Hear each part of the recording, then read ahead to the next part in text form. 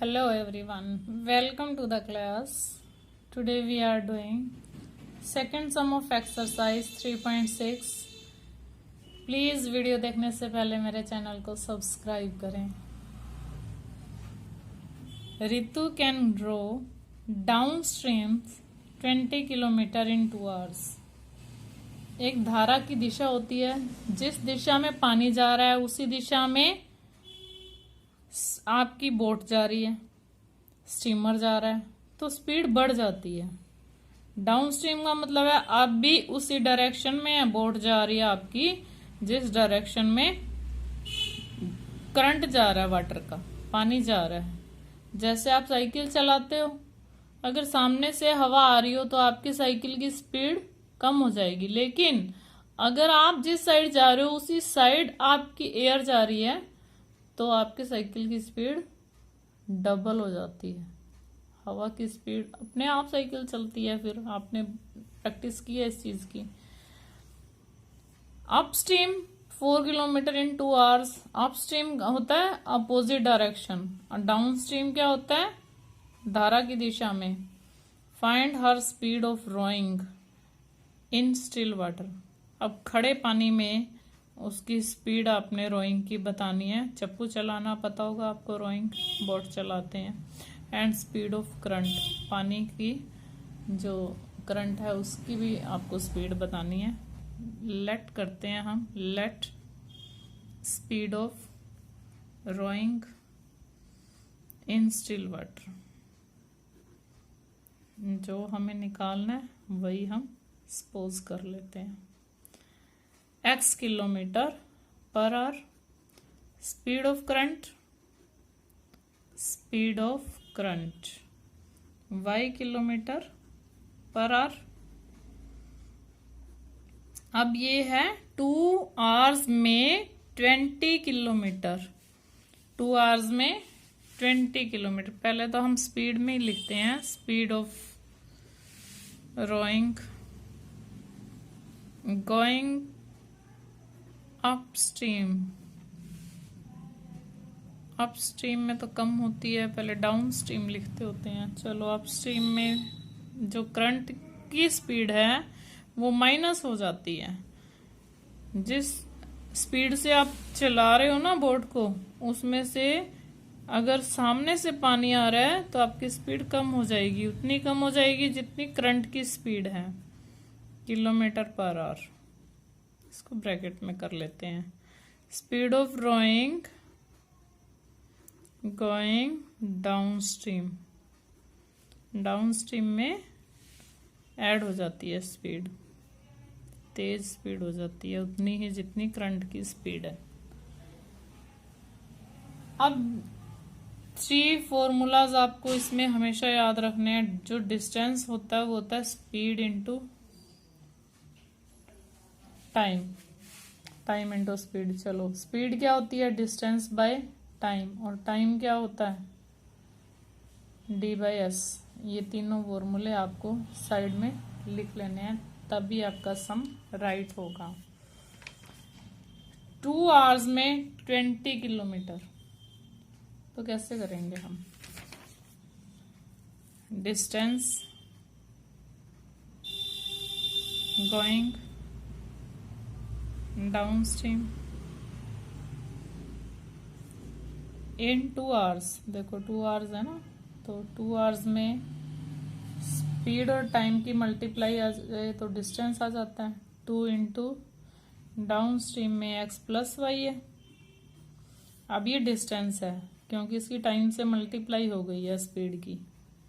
Distance going upstream. Upstream का क्या time है 4 किलोमीटर इन 2 hours. इसको फिर आपका 20 किलोमीटर था तो ये 20 किलोमीटर कवर किया इन 4 hours. डिस्टेंस कवर किया 4 इंटू एक्स माइनस वाई. और कितना डिस्टेंस है 4 किलोमीटर. इसको 4 किलोमीटर के इक्वल कर देते हैं. देखो यहाँ से वैल्यू आ रही है आपकी एक्स प्लस वाई की. 2 से डिवाइड करो 20 को 10, 4 से डिवाइड किया 4 को 1, एलिमिनेशन मेथड लगाते हैं, इजी हो जाएगा सम। y के कोफिशिएंट इक्वल है, साइन भी डिफरेंट है, तो आपको एडिंग करना है यहाँ पे। 2x इज इक्वल टू 4,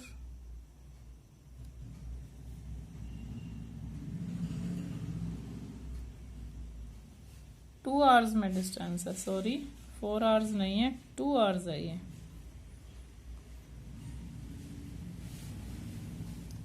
तो 12 आ गया। x is equal to 12/2।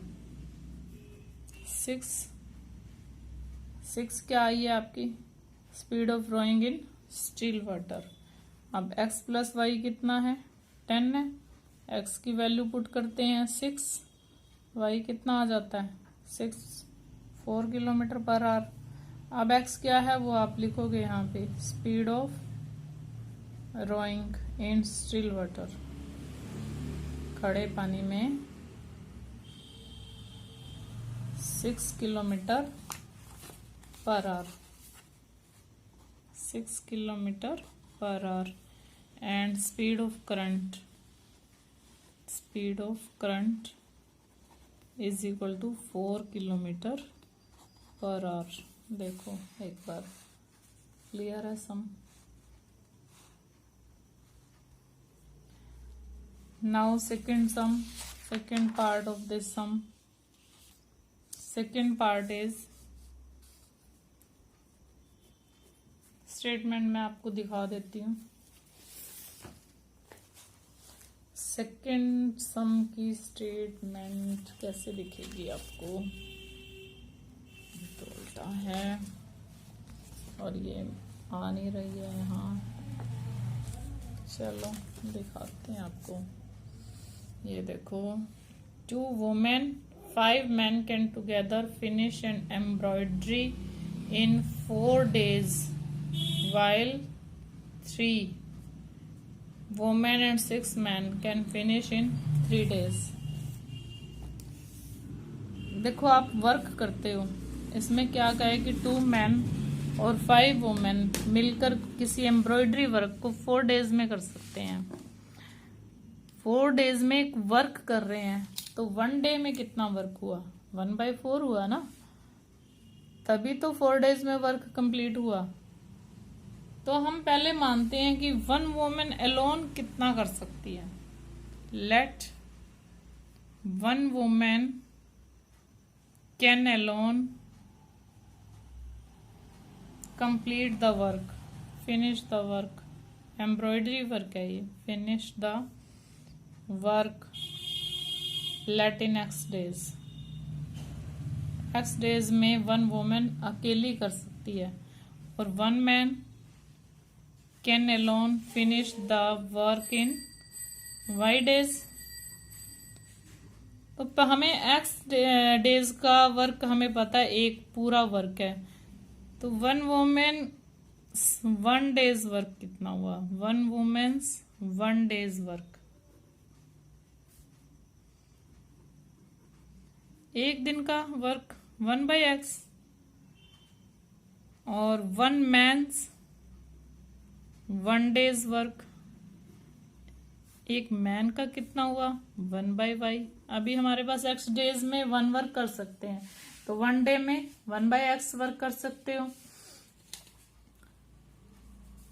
जैसे आप होमवर्क कर रहे हो, होमवर्क 1 होता है, काम वर्क हमेशा 1 माना जाता है। आप 1 डे का होमवर्क 5 आवर्स में कंप्लीट कर लेते हो, इट मीन्स 1 आवर्स में आपने 1/5 वर्क कर लिया है। अब आपके यहाँ है 2 women plus 5 man can finish the work.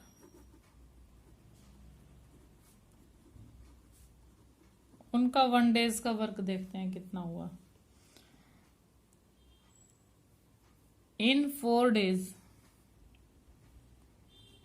In 4 days में ये फिनिश कर सकते हैं, तो 2 वुमेन का 1 डे का वर्क कितना हुआ, प्लस 5 मैन्स 1 डेज वर्क, इसका भी 1 डेज का वर्क देखते हैं। 1/4 टोटल मिला के 1/4 हो गया। अब देखो 2 वोमेन का वर्क कितना हुआ, 2/x। 1 वोमेन का 1/x है तो 2 वोमेन का 2/x, और 1 मैन का 1/y है तो 5 मैन का 5/y, और इनका 1 डे का वर्क क्या है 1/4, इसको भी 1/4 करना है। ठीक है, अब सेकंड इक्वेशन है 3 वुमेन 6 मैन, 3 वुमेन है 6 मैन है तो 3/x। 3 वुमेन का 1 डेज का वर्क कितना हुआ 3/x। 6 मैन्स का 1 डे का वर्क कितना हुआ 6/y, और वो कर सकते थे 3 डेज में फिनिश कर सकते थे, उनका 1 डे का वर्क टोटल कितना है 1/3। This is equation number 1 and this is equation number 2। अब हम क्या करेंगे 1/x को p मान लेते हैं। Let 1/x is equal to p and 1/y is equal to q। 2p plus 5q is equal to 1/4। इसका हम कुछ नहीं कर सकते, ये फ्रैक्शन में ही रहेगा। 3p plus 6q is equal to 1/3। अब हम देखते हैं किसके कोफिशिएंट इक्वल करने हैं, q के या p के। हम ऐसे कर रहे हैं, इसको हम 3 से मल्टीप्लाई कर देते हैं और इसको हम मल्टीप्लाई कर देते हैं 4 से। या तो मल्टीप्लाई करो या तो फिर एलसीएम लेना पड़ेगा आपको, या एक काम और करते हैं 3 और 4 का एलसीएम होता है 12। 12 2 जा, इसको भी 12 से कर दें तो ये 12 3 जा आएगा। चलो एक बार ऐसे ही करो आप। 3 2 जा 6, 3 5 जा 15q इज इक्वल टू 3/4। 4 3 जा, इसको हम 3 से कर रहे हैं, इसको 2 से कर रहे हैं। 2 3 जा 6, p के कोफिशिएंट्स इक्वल हो गए ना। 12q is equal to 2/3 minus करेंगे, p is cancelled with p। 6p आ गया। 15q में से 12q को माइनस किया 3q आ गया। अब 3/4 में से 2/3 को माइनस करेंगे, एलसीएम कितना आया 12। 12 को 4 से डिवाइड किया 3 3 जा 9। 12 को 3 से डिवाइड किया 4 4 2 जा 8, we get 1/12 and q is equal to 3 divide में चला गया, इधर मल्टीप्लाई में है तो q इज इक्वल टू 1/36। अब आप q की वैल्यू पुट करो, putting the value of q in 1 means 3 equation ले लेते हैं इन 3, p और q जिसमें है 2p plus 5q is equal to 1/4 है। q की वैल्यू हमारी आई है 1/36। q की वैल्यू हमने 1/36 पुट की है। इसके लिए आपको फ्रैक्शन की प्लस माइनस में कोई भी मिस्टेक ना हो, ये आपको डिसाइड करना है अच्छे से। हाँ जी, 36 एलसीएम आया। 36 को 4 से डिवाइड किया 9, 36 को 36 से डिवाइड किया 1, 1 5 जा 5, 9 में से 5 माइनस किया 4, 4 1 जा 4 9 जा, वी गेट 1/9। 1/9 चलो ठीक है, फिर 1/9 और इधर से ये जो 2 है इधर जाके 1/2 हुआ, 1/18। देखो p क्या है 1/x, it means 1/x is 1/18। q क्या था 1/y एंड q इज 1/36। और रेसिप्रोकल ले लेते हैं हम दोनों का, x इज इक्वल टू 18 और y इज इक्वल टू 36। ये क्या है x और y, देखो डेज है ना, तो आप भी डेज ही लगाओगे यहाँ पे 16 डेज और लिखोगे क्या देखो क्या पूछा है उसने, one women can complete the work in, find the time taken by one woman alone to finish the work and also time taken by one man alone।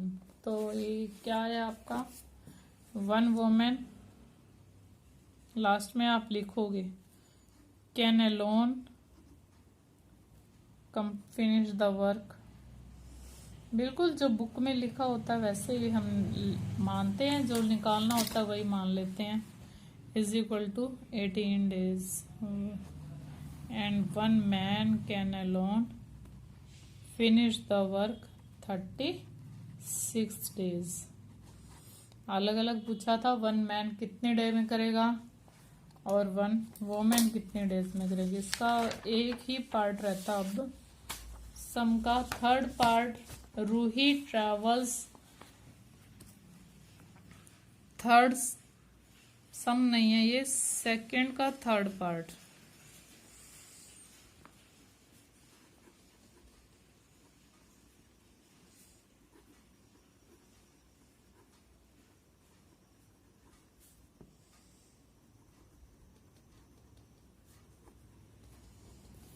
देखो सेकंड का third part, Ruhi travels 300 kilometre to her home partly by train and partly by bus. अपने घर जाती है 300 kilometre, कुछ train से चलती है फिर कुछ बस से चलती है। She takes 4 hours if she travels 60 kilometre by train and remaining by बस।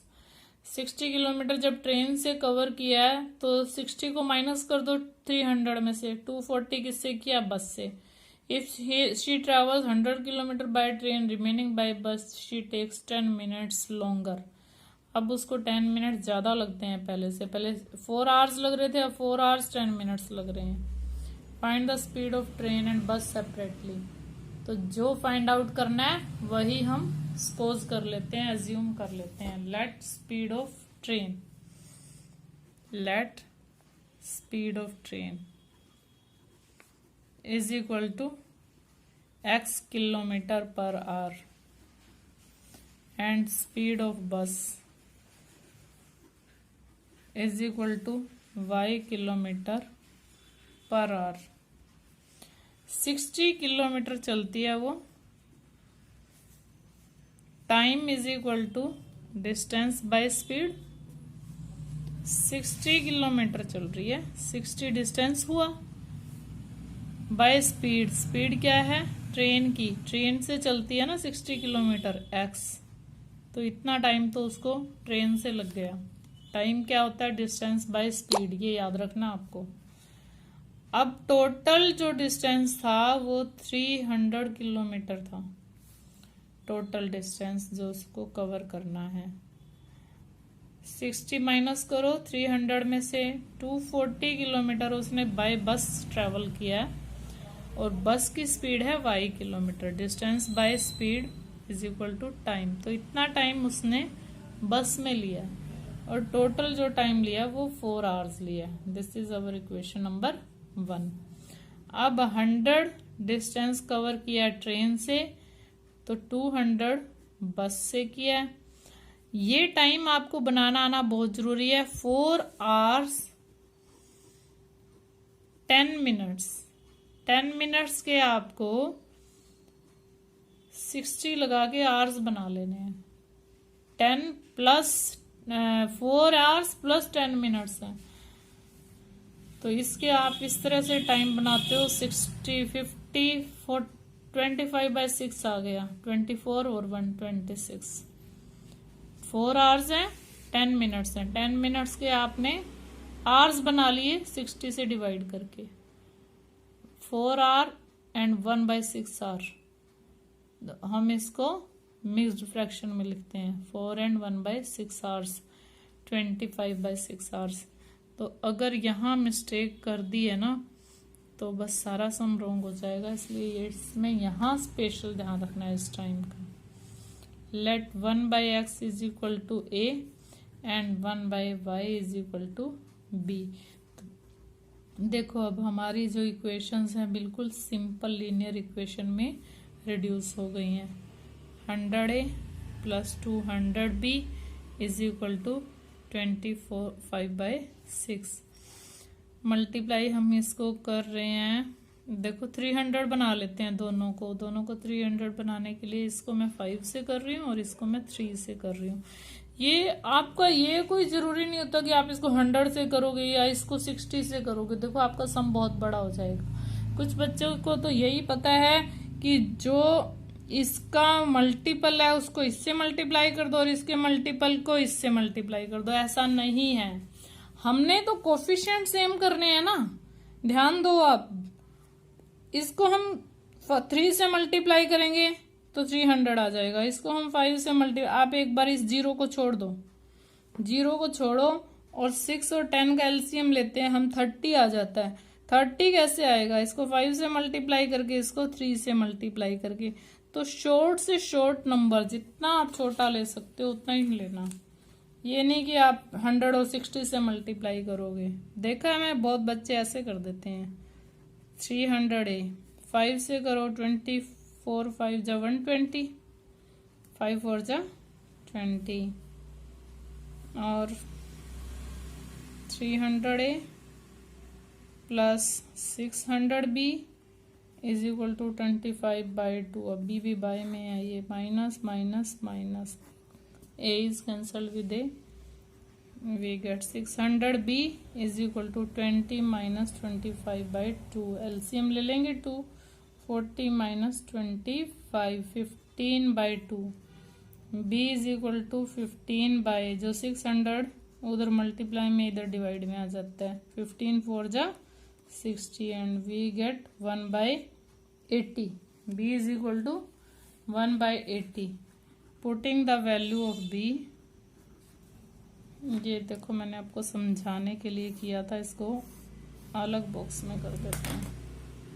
Putting the value of B इन 1, इस इक्वेशन में हम पुट करते हैं। इस इक्वेशन में 60 into A plus 240B, B means 1/80, 1/80 0 cancelled with 0, 8 3 जा 60A is equal to 4 minus 3 1 and A is equal to 1/60। A क्या था? 1/x और 1/x इज इक्वल टू 1/60 और we can say x is equal to, दोनों का reciprocal ले लो, 60 km/h। B क्या आया है? 1/80। B क्या है? 1/y is equal to 1/y, दोनों के रेसिप्रोकल ले लो, y is equal to 80 km/h। अब देखो आप x और y क्या थे? x क्या है? Speed of train. x क्या है? Speed of train. Speed of train आ गया ये, और ये स्पीड ऑफ बस आ गया। Clear? Thanks and have a nice day. मेरे चैनल को लाइक शेयर